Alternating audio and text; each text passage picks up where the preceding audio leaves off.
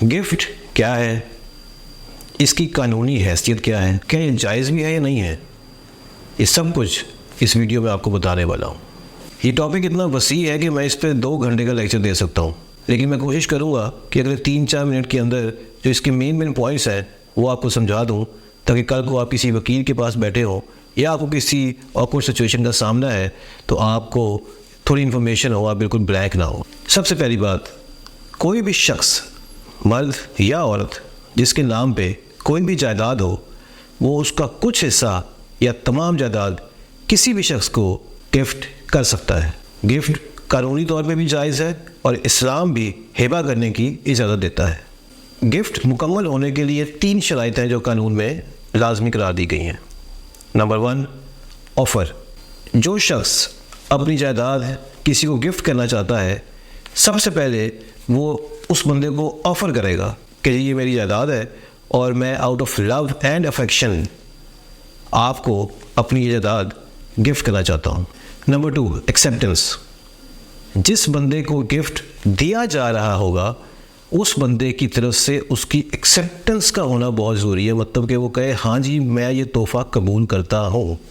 अब इन 2 पॉइंट से ये बात तो क्लियर हो गई कि जो भी गिफ्ट डीड बनेगी उसके ऊपर डोनर और डोनी दोनों के साइन और अंगूठे होंगे, और अगर दोनों में से किसी एक के भी मिसिंग हो गए तो वो गिफ्ट कंप्लीट नहीं होगा। ये पावर ऑफ अटॉर्नी की तरह नहीं है जिसमें सिर्फ पावर ऑफ अटॉर्नी देने वाले के सिग्नेचर्स की ज़रूरत होती है और जिसको दी जा रही होती है उसकी ज़रूरत नहीं होती। इसमें दोनों साइन करेंगे।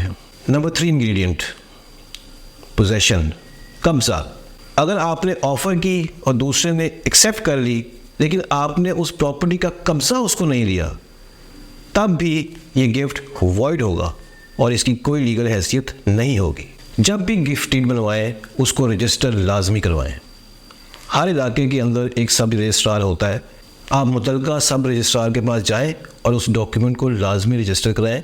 ये कानूनी तकाजा लाजमी पूरा करें, क्योंकि अगर ऐसा नहीं होता तो वो ओरल गिफ्ट कहलाता है और ओरल गिफ्ट के अंदर आपको आगे जाके बहुत प्रॉब्लम्स आ सकती हैं।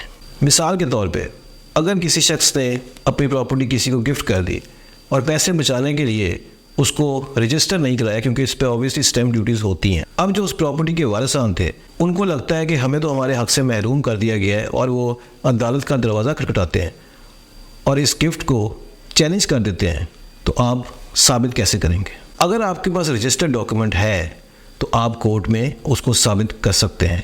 एक बात यहाँ पे याद रखें, ये बहुत ज़रूरी है कि गिफ्ट को साबित करना कि ये सही है, ये उस बंदे की जिम्मेदारी है जिसको वो गिफ्ट दिया गया है।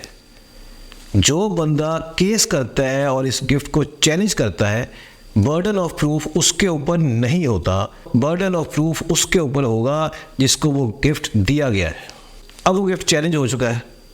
अगर आपका डॉक्यूमेंट रजिस्टर्ड है तो आप कोर्ट में उसकी सर्टिफाइड कॉपी निकलवाएं, उनको दिखाएं जी ये रजिस्टर्ड डॉक्यूमेंट है, वो एक बहुत मजबूत एविडेंस होगा। लेकिन अगर रजिस्टर्ड डॉक्यूमेंट नहीं है, ओरल गिफ्ट है वो भी वैलिड, लेकिन उसको साबित करने में आपको बड़ी प्रॉब्लम आ सकती है। उसके लिए आपको एग्जैक्ट टाइम, एग्जैक्ट डेट, कहाँ पे दिया गया था, किन किन गवाहान के सामने दिया गया था, उन गवाहान की गवाही अदालत में दिलवानी होगी। रेवेन्यू डिपार्टमेंट के सामने जब इंतकाल करवाया गया था उनकी गवाही दिलवानी होगी। सो अगर रजिस्टर्ड डॉक्यूमेंट नहीं है और ओरल गिफ्ट है तो 90% चांस है कि जो बंदा केस कर रहा है अदालत उसके हक़ में फ़ैसला दे दे और वो तमाम म्यूटेशंस, इंतकाल वगैरह खारिज कर दे और वारिसान में प्रॉपर्टी को दोबारा से तकसीम कर दे। एक बात यहाँ पे और बता दूँ कि अगर कोई शख्स किसी जानलेवा बीमारी के अंदर मुब्तला है और वो डेथ बेड पे है और उस डेथ बेड पे अगर उससे गिफ्ट डीड करवाई गई है तो वो भी कल को चैलेंज हो सकती है और बहुत चांस है कि अदालत उसको रिवोक कर दे, कैंसिल कर दे।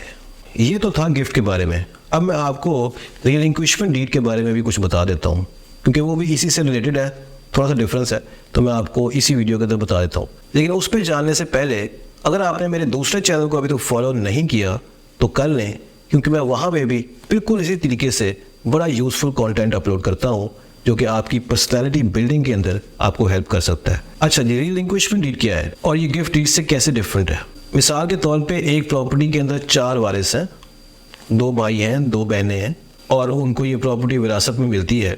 अक्सर हमने सुना होगा कि बहनें अपने हक से दस्तबरदार हो गई और अपना हक भाइयों को दे दिया। अब ये होगा रिलिंक्विशमेंट डीड के थ्रू, लेकिन ये गिफ्ट से इससे थोड़ा सा डिफरेंट है क्योंकि गिफ्ट आप वारिसान के अलावा किसी को भी कर सकते हैं, लेकिन रिलिंक्विशमेंट डीड जो है वो वारिसान के दरमियान में ही होती है, ये किसी आउटसाइडर के साथ नहीं हो सकती। आई होप कि मैंने काफ़ी कन्फ्यूजन्स आपकी इस लेक्चर में दूर कर दी हैं, लेकिन फिर भी अगर आपके कुछ सवालात हैं जो आपको क्लियर नहीं हुए तो आप मेरे से कमेंट सेक्शन में पूछ सकते हैं। मेरी कोशिश यही होती है कि मैं आपके तमाम सवालात के जवाब दूँ। अगली वीडियो तक अपना ख्याल रखिएगा। अल्लाह हाफ़िज़।